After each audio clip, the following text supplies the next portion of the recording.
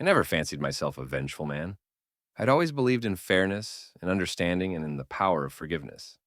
But that belief, much like the marriage I thought I had, came crashing down on a Saturday night at a swanky party hosted by one of my wife's colleagues. The evening had started innocently enough. Lydia and I had been married for 8 years, and while things hadn't been perfect lately, I still believed we were a team. We arrived at the party arm in arm, her silver cocktail dress shimmering under the golden light of the crystal chandeliers. She laughed, flipping her auburn hair over her shoulder, drawing admiring glances from everyone we passed. She was radiant as always, and I felt a familiar twinge of pride that she was mine. At first, the party was a blur of small talk and clinking champagne glasses. Lydia introduced me to a few of her coworkers, one of whom was him, Mark.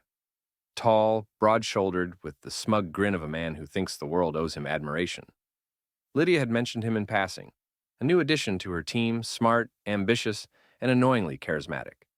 He seemed polite enough at first, though I noticed his eyes lingering on Lydia's neckline a bit too long. I brushed it off. Surely I was imagining things. But as the night wore on, the unease in my gut grew. Lydia and Mark kept finding themselves in conversation, their laughter floating above the din of the party like an intimate melody. I sipped my drink, forcing smiles through conversations I wasn't paying attention to, while my eyes kept darting back to her.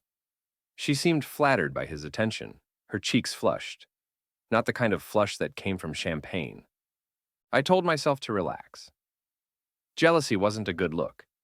Lydia loved me. We had a life together, a history.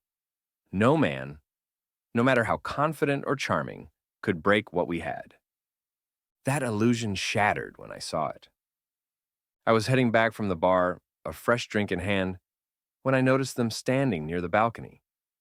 Lydia was turned slightly away from me, her laughter ringing out. Mark's hand was resting on the small of her back, far lower than it had any right to be. And then, as if in slow motion, I saw his hand slip under the hem of her skirt. My blood turned to ice. She didn't slap him. She didn't push him away. She didn't do anything. Instead, she tilted her head, biting her lip in a way I knew too well. My drink nearly slipped from my hand. For a moment, I froze, my mind reeling. Was this real? Did I misunderstand? But no, there was no mistaking the look in her eyes or the smirk on his face. Fury burned through me like wildfire, and my hands trembled as I fought the urge to march over and break every bone in his smug, arrogant face. But I didn't. Instead, I turned and walked away, leaving the party without a word, plotting the reckoning. The next few days were a blur of feigned normalcy. I needed to keep my emotions in check, needed time to think. Lydia acted as though nothing had happened, her behavior toward me unchanged, which only deepened the knife in my chest. I couldn't confront her, not yet.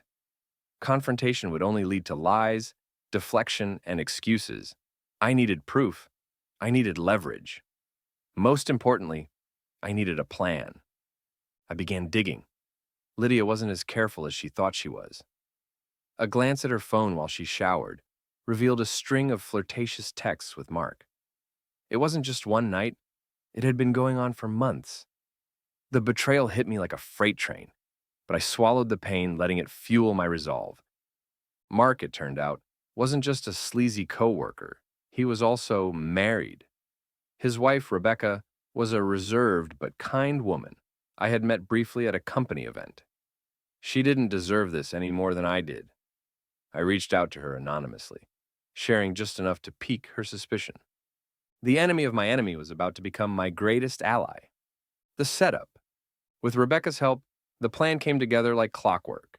We arranged a dinner party, inviting both Lydia and Mark, under the pretense of a couple's evening, to celebrate some vague accomplishment of hers at work. Lydia, none the wiser, was thrilled at the idea, especially since Mark and his wife would be there. She even asked me to pick out a wine. The irony nearly made me laugh. The night arrived, and I played the perfect host. Rebecca and I exchanged knowing glances, our mutual disgust at the situation binding us in a temporary alliance.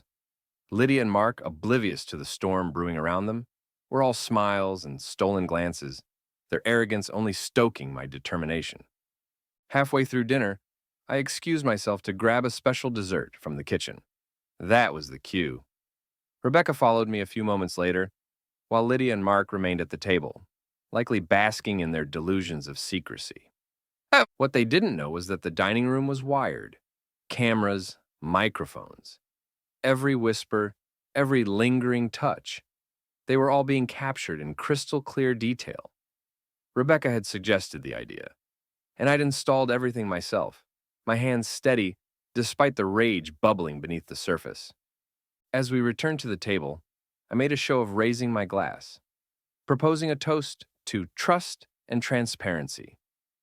Lydia's smile faltered slightly, but she quickly recovered, raising her glass with the others. The reveal. Dessert was served, but none of us ate much. The tension in the room was palpable, the air thick with unspoken words. Finally, I set my fork down and leaned back in my chair.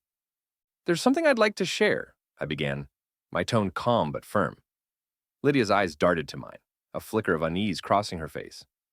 I picked up a remote from the table and pressed a button. The television mounted on the wall flickered to life, displaying a paused video. Lydia's face turned pale as she recognized the scene. The party, the balcony, her and Mark's indiscretion frozen in time. "What is this?" she stammered, her voice barely above a whisper. "Evidence," I said simply. I pressed play. The room fell silent as the video played, every damning detail laid bare. Rebecca's face hardened, her eyes locked on Mark, who had gone ashen, his bravado crumbling in an instant. Lydia turned to me, tears welling in her eyes, but I held up a hand, stopping her before she could speak. "I don't want to hear your excuses," I said coldly. "This isn't about salvaging anything. This is about accountability."